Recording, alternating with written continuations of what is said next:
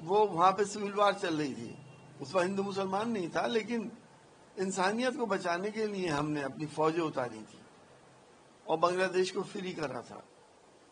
اور ان لوگوں کو، احسان فراموش لوگوں کو یہ معلوم ہونا چاہیے کہ ہمارے دیش کا ان کے اوپر کتنا بڑا احسان تھا کہ وہ ایک بنگلہ دیش دنیا کے نقشے پہ آ گیا.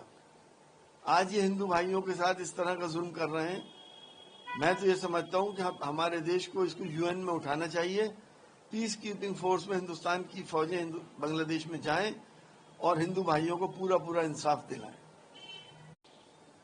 اب اس میں میں کیا کہہ سکتا ہوں؟ یہ تو ان پٹ ہے اور سرکار کو چاہیے کہ وہ الرٹ رہے، یا ہو سکتا ہے کہ سرکار نے ساری ایجنسیز کو الرٹ کرنے کے لیے یہ ان پٹ دیا ہو. جو یہ سب چل رہا ہے انہوں نے شاید آپریشن سندور دیکھا نہیں.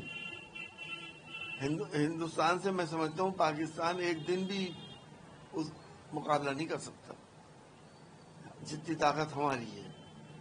اب امریکہ اگر اس کی بیک پہ آ جائے تو وہی ظاہر ہے پھر تو وہ اسرائیل والا ہی معاملہ ہو جائے گا، یا چین کوئی بڑی طاقت ان کی بیک پہ آ جائے.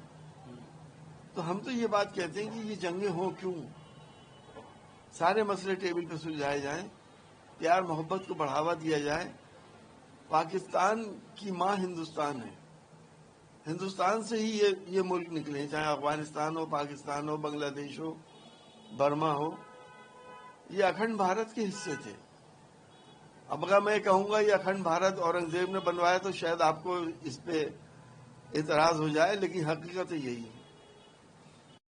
دیکھیے بھارت کے ساتھ اگر کچھ ہوتا اگر بھارت کے ساتھ کچھ بھی ہوتا ہے تو سوال تو ہندو مسلمان سکھ عیسائیوں سب سے کیے جاتے ہیں، صرف ہندوؤں سے ہی نہیں یا مسلمانوں سے نہیں ہوتے ہیں. بھارت کے لیے ہم سب لوگ ذمہ دار ہیں، اور ہم سب لوگ بھارت کی ایکتا کے لیے، اکھنڈتا کے لیے اور بھارت کو ترقی دلانے کے لیے سب ساتھ کھڑے ہیں.